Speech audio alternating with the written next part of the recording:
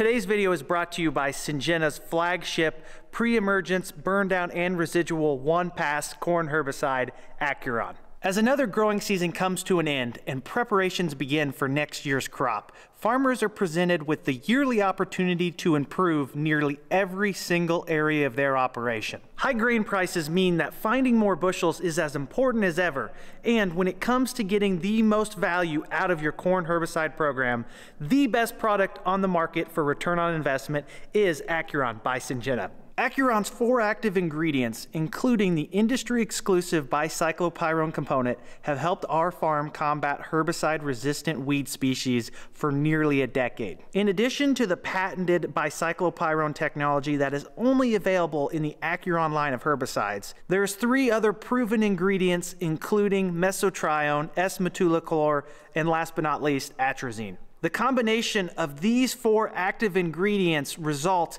in a product that can keep herbicide-resistant weeds at bay for the entirety of the growing season, something that many other competitive products cannot do. As opposed to me just sitting here and continuously singing the praises of Acuron, why don't I change it up a little bit and ask one of the more experienced members of our farming operation for his opinion on the product? How long have you been farming for? I've been farming since I got out of college, which would have been 40 plus years. How long have you used Acuron by Syngenta? I've used Acuron since it first came out. I'm pleased with its performance. Do you recall why you switched away from your previous corn herbicide program or why you upgraded to Acuron? We have a lot more pressure from water hemp, and I think the Acuron is doing a better job of controlling that water hemp. When you first used Acuron, did you notice any immediate benefits? Yes, we had cleaner fields and more control. Do you think that Acuron has played any role in the farm's continued increase in average yields over the last decade? Yes, I do, because I think the weed control is better. With better weed control, we have better yields. Would you recommend Acuron to other farmers? Yes, I would. It gives us performance, control, and we just have clean fields. I hope that this interview helps solidify this as more than just a paid promotion, but rather as a true testimonial of our farm's positive experience and continuous success with Syngenta's Acuron corn herbicide. Of our 30 to 35 cornfields, all but 5 or 6 of them were sprayed with Acuron as a pre-emergence one-pass corn herbicide. The remaining couple of fields received a post-emergence application of Acuron GT to satisfy label restrictions. That just goes to show you how much we like the Acuron line of herbicides. If you are interested in taking back control over your cornfield's next growing season, regardless of your geography, climate, or soil type, Acuron may be the product for you. By controlling tough, yield-robbing weeds better than the competition, Acuron lets you discover 5 to 15 more bushels per acre than with any other herbicide on the market.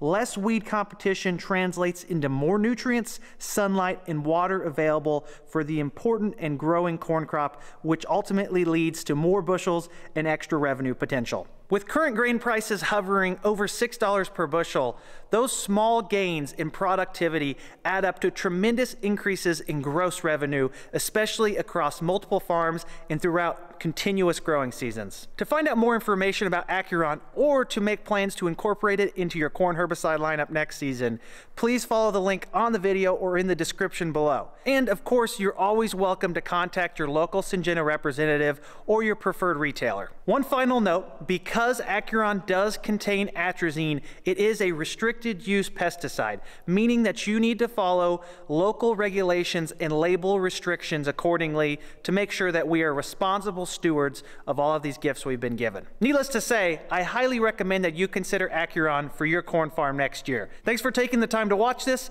Now back to our regularly scheduled programming. Morning. Starting our morning in a semi again today. Oh man, it's gonna be a gorgeous day. I don't even know why I have this heavy jacket on. The old cat's got plenty of oil. The C13 does have a little bit of a coolant leak, but I wouldn't expect anything less out of this engine. Cummins may make a quality powertrain, but it is hard to beat a good old Caterpillar. This C13 Cat is about a comparable size to the Cummins we have in the other truck that's identical to this. I will say that the Caterpillar has a little bit more juice under the hood. The handling on this truck is terrible, but I could care less about that. Power is the end-all be-all of driving a semi. I'm sorry, I know you've got a Cummins. I didn't mean to offend you. I do believe that the 14.9 liter Cummins in the larger John Deere four-wheel drive tractors was a temporary solution to bridge the gap until Deere could roll up their new high power engine.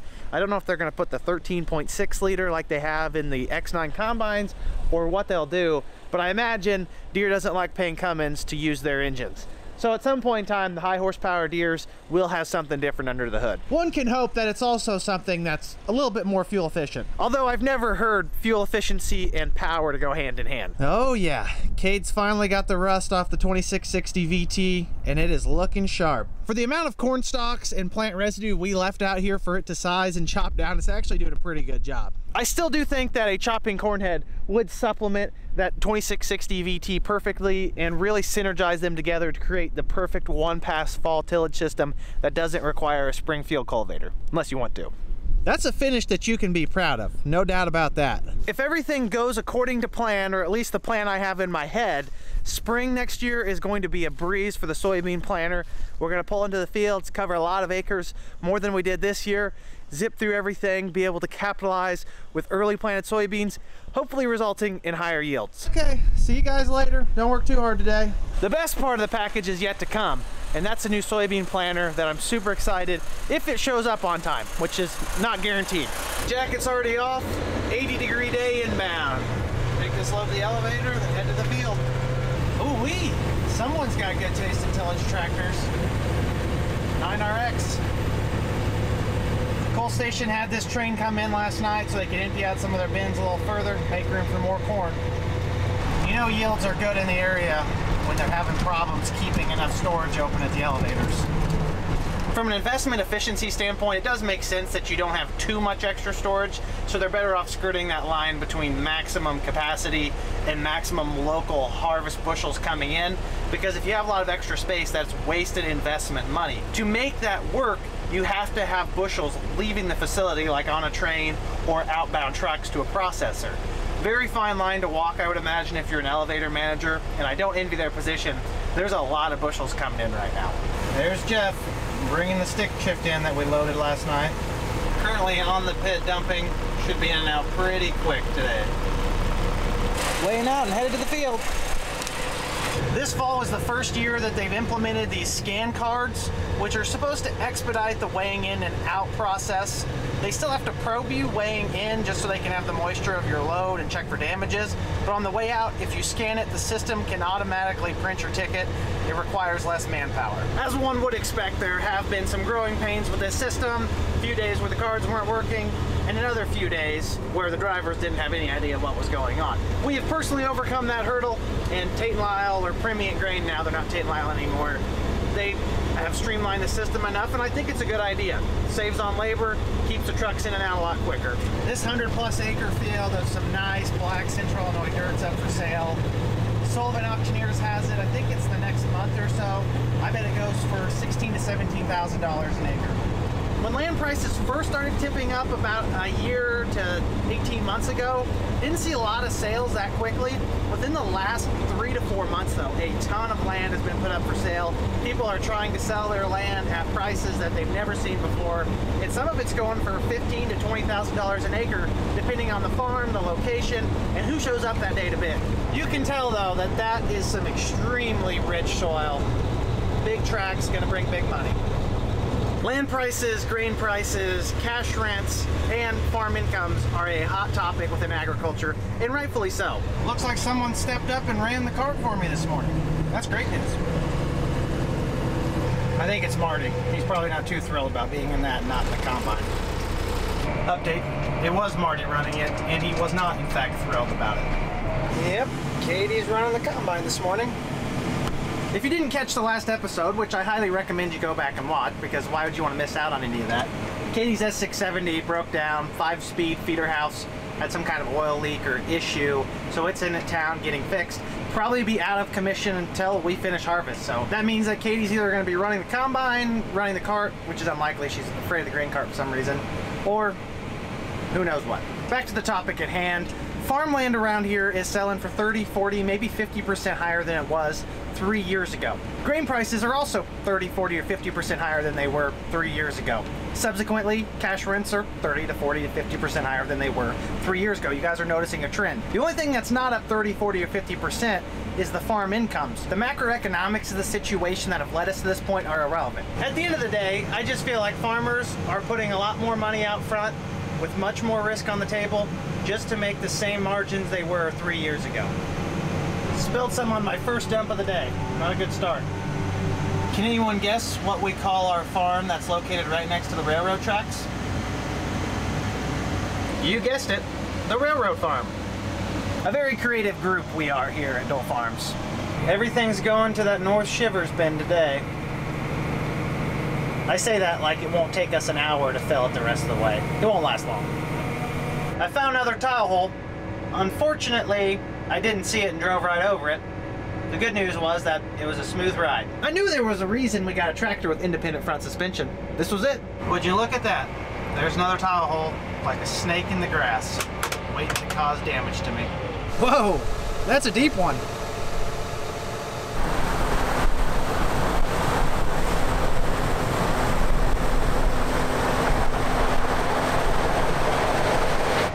So many different tile holes this year that I was completely tapped out of flags, but Marty brought me a few more. This is why you flag tile holes, because I just went by it a couple minutes ago and now I can't even find it. Keep going south, or do you see it? There's that little troublemaker. Case in point, why you should always be stocked up with flags to mark tile holes in your combine or grain cart, because you don't want anything driving off into this thing. Much better. There's only about 3 acres of corn left out here and we're done on this field. The bad news is that our bin is already full, so trucks are headed to the elevator now.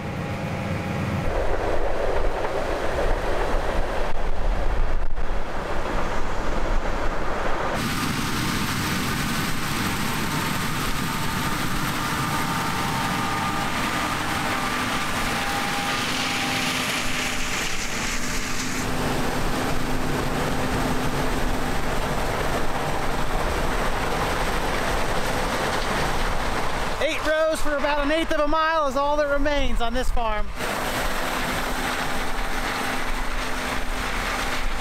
I'm doing a bad job as a cart operator. That is way too convenient of a spot for the combine. I should have parked it like all the way on the other corner of the field. It would have been much more in line with the MO of cart operators, and that's making combine people's lives miserable.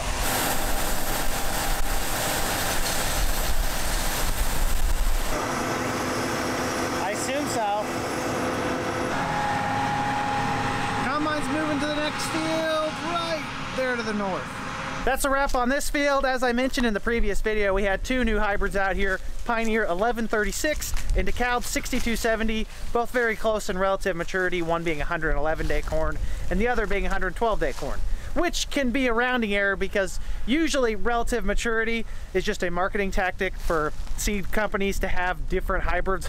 A lot of times one company's 110-day corn is more like another company's 114-day corn. At the end of the day, both new products and looks like good products as well. Katie's not afraid of speed. We'll dump the remainder of this off and get our final yield for the whole field.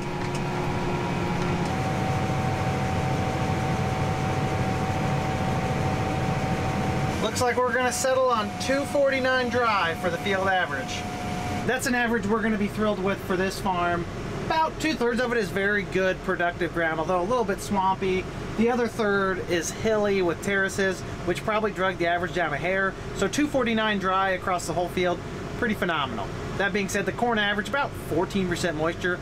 We're not really picking anything that is above that 15% range at this point in the year. Without any rain, our average moistures have really stayed from 13 to 15 at best. And still yielding good, so we'll take it. I'm not really seeing anything where either of the 2 hybrids have much of an advantage. You can see really topography and soil type here in the lower area is what's driving our top end yield. And like I mentioned, the terraced, hillier areas across the top drag us down. And I think both products, the 1136 Pioneer and the DeKalb 6270, are something to consider for your lineup if that corn is in the standard relative maturity range for what you grow in your area. Without a doubt, the yield maps look a lot better when it's just one combine running, because you don't have the variability of two machines. You have one constant reading going through the field, meaning you can put a little bit more merit in your side-by-sides and comparisons. Katie's opening up a field just right to our north, I believe planted entirely with Pioneer 1077. That's finally back behind the wheel on the S780 after finishing setting up our harvestors to load. Between the two harvestors, we should be able to hold 14 to 15,000 total, which will limp us to the finish line storage-wise. Hopefully we don't have to take very much to the elevator. First load of corn leaving the field and headed to the harvestor at home. The joys of farming around the neighbor's pine trees. Hey, where are you going? You got work to do.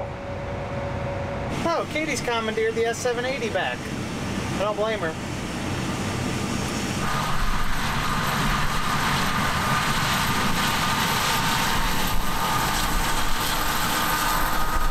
I think it goes without mentioning, it's a little breezy outside today.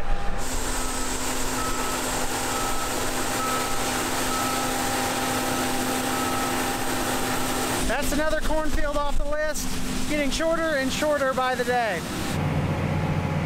The remainder should all fit on this one truck. Perfect. That farm made a whopping 222 bushels per acre dry, although I think we could have lost 5 to 10 bushels per acre off the top of the combine and the cart with this strong wind going across. I'm just kidding, but I am sure we lost something. All things considered, that's a good yield for that farm. Not on the top of our list in terms of productivity. If anything, it's closer to the bottom. On to the next one. Katie's picking the ends off the next field. I can't say that this field has been kicked off without some cap corn, because Marty's back behind the wheel and he's already made a mess. The last fields around home are always our slowest fields to harvest.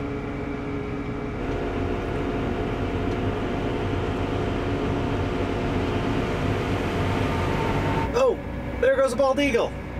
We just missed him. Doing some night farming.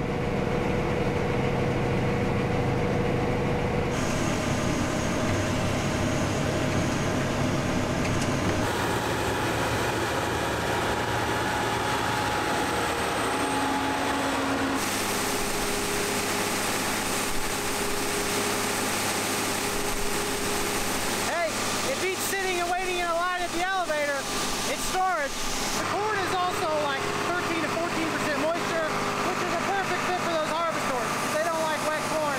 They don't keep grain quality quite as well as a regular bin.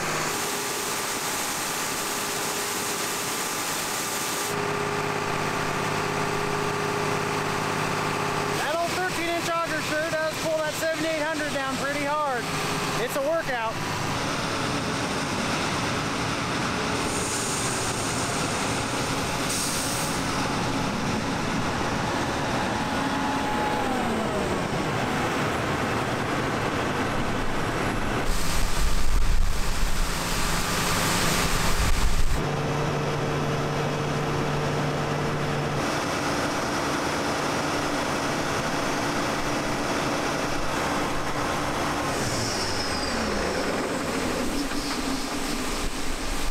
I stayed up here for way longer than I was planning on, waiting for him to shut the engine off just so I can get that cool shot.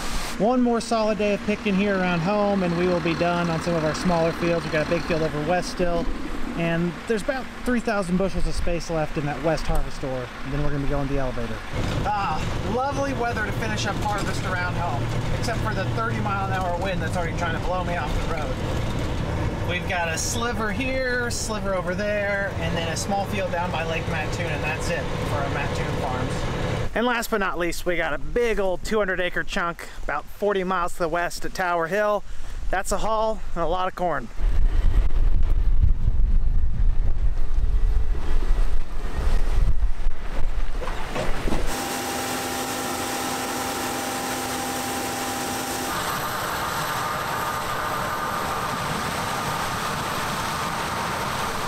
Okay, the battery shut-off light is definitely not functioning properly because, again, battery disconnect switch operated prematurely.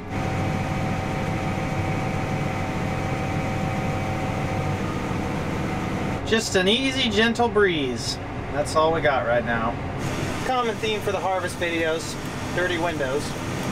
One more field off the list. Brought a little bit of that corn back to the farm with me to load one of these trucks. Probably ought to top off the fuel tank before we head south. When in Rome.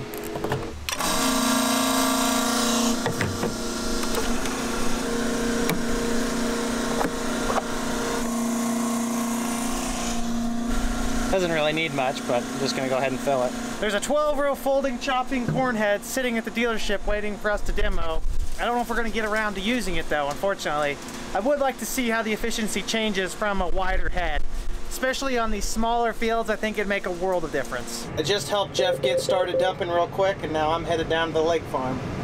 There's the carcass of the old gleaner that burned down a couple weeks ago. Any guesses as to why we call this our lake farm? Here's our stop. Don't mind if I do. Hey, you belong in there. Run everything over.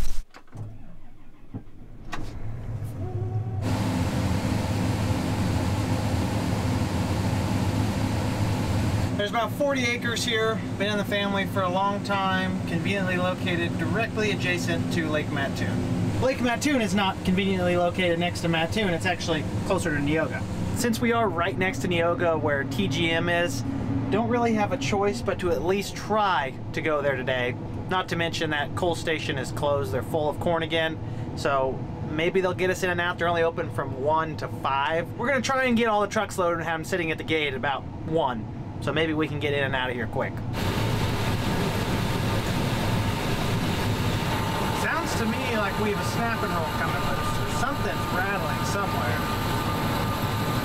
You mother trucker, who left their tree there? There she goes. It still sounds like something's about to come flying off of this corn head. Couldn't tell you what. Not great with sounding though. Is that the feeder house? Yeah, something's off.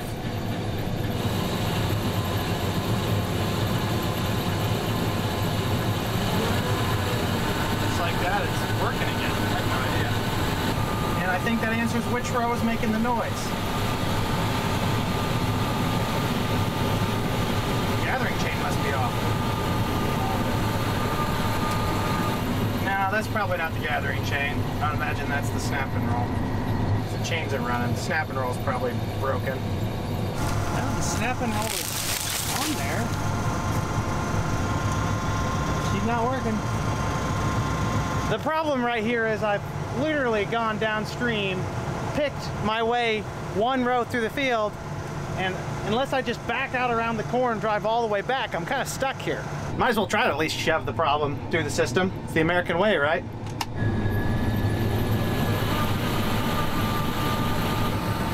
No, unless we try.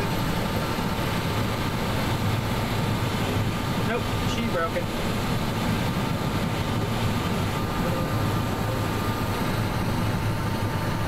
You are watching Operation Get to the Other Side of the Field without running over corn. There's 2 parts called snap and rolls on each row of corn. They're long cylinders with teeth on them that grab the corn stalks and yank them down. They're what are creating this downward motion. Without them properly functioning, the corn will not feed correctly because it's really designed here only to bring ears in. It's not very efficient at bringing plants in, and if it can't pull plants through, they'll pile up and then the ears won't even feed in that row. There's nothing else we can really do other than look at it and see if we are capable of fixing it. It is Sunday, so our John Deere dealership is not open, and it's also the tail end of harvest. If this head is out of commission, we do have the other one sitting about 5 miles back to the north that we can go get. Holy half the roller's missing. Oh, where'd that go? Oh my goodness. This is a 1-year-old corn head. Jiminy crickets. I imagine it got wallered out and loose, and then the banging on the backside just tore it off. that answers that question. She's out of commission. I will say that one of the major disadvantages from the service life of a 8-row corn head on an S780 combine or a Class 8 combine is that we are running this head wide open. I mean, it is just howling all day because it has to run that fast to feed the appropriate amount of grain to keep the machine full. There's no denying that's hard on equipment, and I'm sure you can guess why. The slower you can run things, the better quality grain you should have, and the longer your equipment should last. Oh boy, where's that 12-row folder when you need her?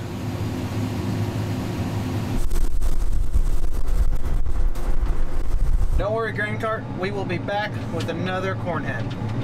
I got way more than I bargained for today, and I've been spoiled by that 8R because this combine's a nightmare to take down the road.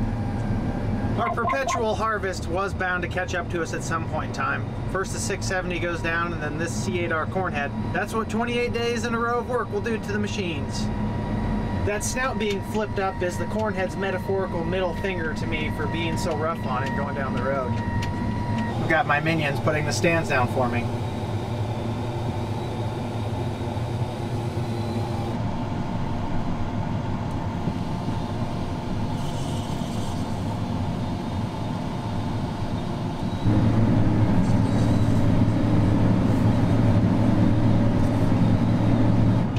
Just what the doctor ordered. First try.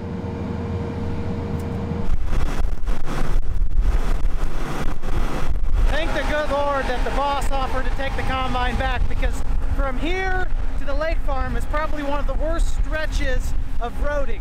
A lot of bridges to cross and a lot of really undesirable roads. It's a little breezy today.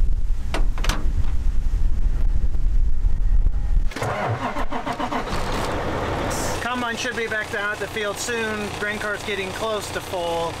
Might as well get the trucks lined up so we can go get them sent to the elevator and get started on the weight. Back at the field.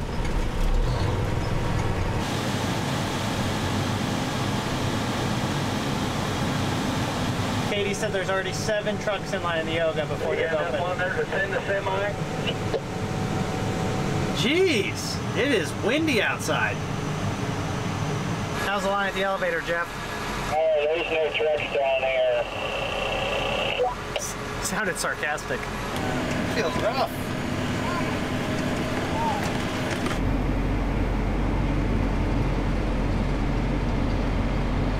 Jeff, have you left the elevator yet?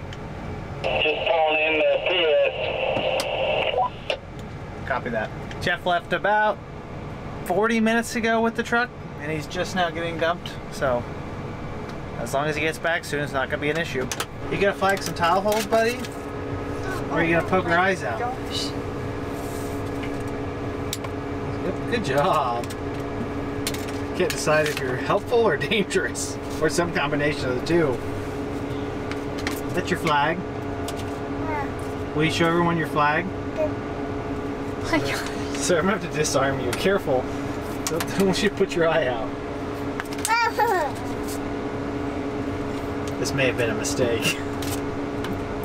The elevator didn't hold us up too much, but we also weren't covering that much ground because we just had one combine. Regardless, the field is now done. There's a red combine running right across the way there. I noticed there's a lot of vultures circling it. Maybe they know that combine's about to break down. It would be a terrible day to be a bird. As windy as it is, this is just not enjoyable, and I'm inside a tractor. Only one more field around home and we're done here. 207 bushels per acre dry, according to LibreCart. Considering this farm is surrounded by trees and also consisting of a soil that does not enjoy Junes without rain, 207 is not too bad. We've grown better corn out here. However, all things considered, we have to be happy with that result.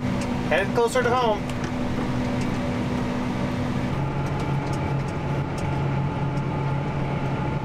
Last field of corn around home, right there.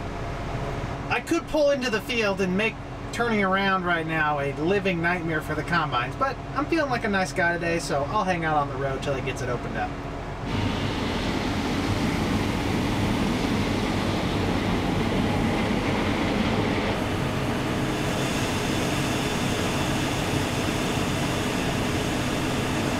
That's it. We are done with harvest around home. last 200 acres are so far away that they don't even seem attached to the rest of our farm. It's just such a long trek to get over there. Once you get over there, it feels like you're in a whole different world. I've got close to 1,000 on the cart, so unfortunately, I'm probably just gonna split this into 2 loads. I can get 1,000 bushels on one of these 34-foot trailers, but the higher ups here don't necessarily condone of overloading trucks to that degree. Time to head in, dump off the rest of this grain on another truck, fuel up, and decide when we're gonna head west. There's usually an empty truck around here somewhere.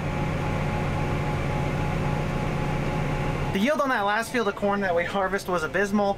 For those of you who recall, the bottom half of it, which we picked at like the beginning of harvest or corn harvest, made like 100 bushels an acre because our co-op forgot to put 32% side dress nitrogen on it.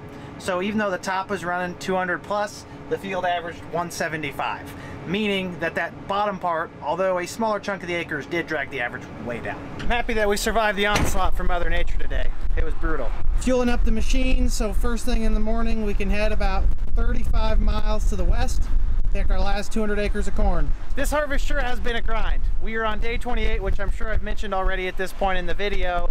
Tomorrow will be day 29, and on day 30, they're calling for 1 inch plus of rain. That won't necessarily get us out of the field for very long, as dry as it is outside, but at this point, it might as well not rain for another couple days so we can finish picking corn. Anyways, that's definitely going to be it for this episode. It's been a good final push around home. I wish the weather was a little more conducive to enjoyable harvesting conditions, but we are getting everything hammered out. Be moving west. It'll probably be a 2-day project, give or take a day, depending on how efficient we are. Typically, by the time we move 2 hours and come back 2 hours and everything in between, ends up taking 2 whole days.